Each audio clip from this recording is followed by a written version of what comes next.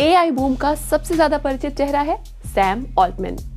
लेकिन open AI के chat GPT की सफलता के साथ साथ उन्हें सार्वजनिक तौर पर कई तरह की बातें भी सुननी पड़ी हैं।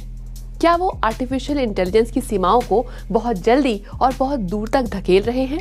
इसका जवाब जानने के लिए पहले देखते हैं कि चर्चित होने से पहले सैम ऑल्टमैन ने क्या किया था। I don't ever give up. And I was human. I am human. You're going to see the future. Internet, Schminternet. Tech Titans.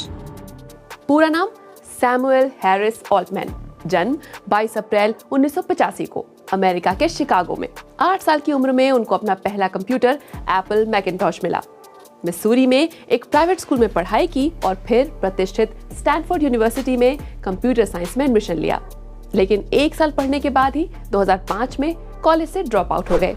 लेकिन रास्ते का रोड़ा बनने की बजाय इसके कारण वो और जल्दी सफल हो गए। केवल 19 साल की उम्र में उन्होंने अपनी पहली कंपनी शुरू कर दी जिसका नाम था लूप्ड। इस सर्विस में स्मार्टफोन यूजर्स अपनी लोकेशन को चुनिंदा लोगों के साथ शेयर कर सकते थे। लूप में पहला बड़ा निवेश स्टार्टअप एक्सीलरेटर वाई कॉम्बिनेटर से आया था। ये वही अमेरिकी सपोर्ट प्रोग्राम है जो कभी शुरुआत में एयरबीएनबी, ड्रॉपबॉक्स, रेडिट जैसी कंपनियों की मदद कर चुकी है। 2011 में ऑल्टमैन ने वाई कॉम्बिनेटर को पार्ट टाइम में ज्वाइन कर लिया। 2014 में केवल 29 साल की उम्र में वो इस कंपनी के प्रेसिडेंट बन गए। मैं आने वाले कल में यकीन करता हूं और अच्छा इन्वेस्टर होने के लिए आपको भविष्य में विश्वास करना होता है, ऐसा सैम ऑल्टमैन ने 2015 में कहा था। इसमें उनके गहरे विश्वास का पता इससे भी चलता है कि अपनी कंपनी में उन्होंने वाई कॉम्बिनेटर रिसर्च की शुरुआत की। इस नॉन प्रॉफिट लैब ने अब तक बेसिक इनकम, कंप्यूटिंग, शिक्षा और यहाँ तक कि नए शहरों के डिजाइन पर रिसर्च किए हैं। ये सब बेहतर कल बनाने की कोशिशें ही हैं। 2019 में उन्होंने नई तरह की आर्थिक प्रणाली लाने के लिए एक और कंपनी शुरू की। मकसद है वर्ल्ड आईडी बनाना, एक ऑनलाइन वेरिफिकेशन सिस्टम जिससे ऑनलाइन धोखाधड़ी से निपटने में मदद मिले। जो लोग वर्ल्ड आईडी चाहते हैं उन्हें डिजिटल टोकन बनाने के लिए अपनी आंखों को स्कैन कराना पड़ता है। बाद में इसी से उनका ऑनलाइन वेरिफिकेशन हो जाता है। इसमें हिस्सा लेने वालों को कंपनी वर्ल्ड कॉइन नाम की क्रिप्टो करेंसी देती है जो कि दूसरे आम क्रिप्टो से ज्यादा सुरक्षित मानी जाती है। यहाँ तक कि ऑल्टमैन का आज तक का सबसे सफल प्रोजेक्ट भी एक नॉन प्रॉफिट के रूप में ही शुरू हुआ था। ओपन एआई को आर्टिफिशियल इंटेलिजेंस के सुरक्षित और फायदेमंद रूप में विकसित करने के इरादे से बनाया गया था। अपने आशावादी रवैये के बावजूद ऑल्टमैन अपने फील्ड यानी एआई के खतरों की ओर ध्यान दिलाने से भी नहीं कतराते। वो कह चुके हैं कि हो सकता है एक दिन एआई इस दुनिया के खात्मे की वजह बने, लेकिन इस बीच कई महान कंपनियां बनेंगी। जब वो अपने नॉन प्रॉफिट ओपन एआई के लिए जरूरी पैसे नहीं जुटा सके तो उन्होंने कंपनी की एक ब्रांच को अलग कर उसमें कमर्शियल प्रोडक्ट बनाने पर ध्यान लगाया। इसका नतीजा था चैट जीपीटी जो नवंबर 2020 में दुनिया के सामने आया। इसे एक क्रांतिकारी एआई टूल माना जाता है। इस चैटबॉट को केवल 2 महीनों में 10 करोड़ से ज्यादा मासिक यूजर्स मिल गए थे।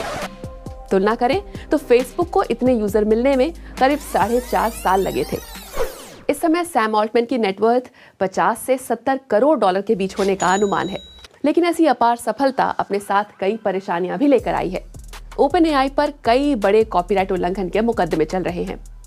चैट जीपीटी जैसे एआई चैटबॉट, ओपन एआई के डैली जैसे इमेज जनरेटर, सबको ट्रेनिंग के लिए बहुत सारे डेटा की जरूरत होती है। इसके लिए हर तरह के ऑनलाइन स्रोतों का इस्तेमाल हुआ जिसके कारण उस पर मिलने वाली जानकारी में कई तरह के कॉपीराइट कानून टूट चुके हैं। न्यूयॉर्क टाइम्स जैसे न्यूज आउटलेट और John Grisham, George R Martin जैसे कई इंटरनेशनल राइटर्स ने इसी कारण ओपन एआई पर मुकदमे दायर किए हैं।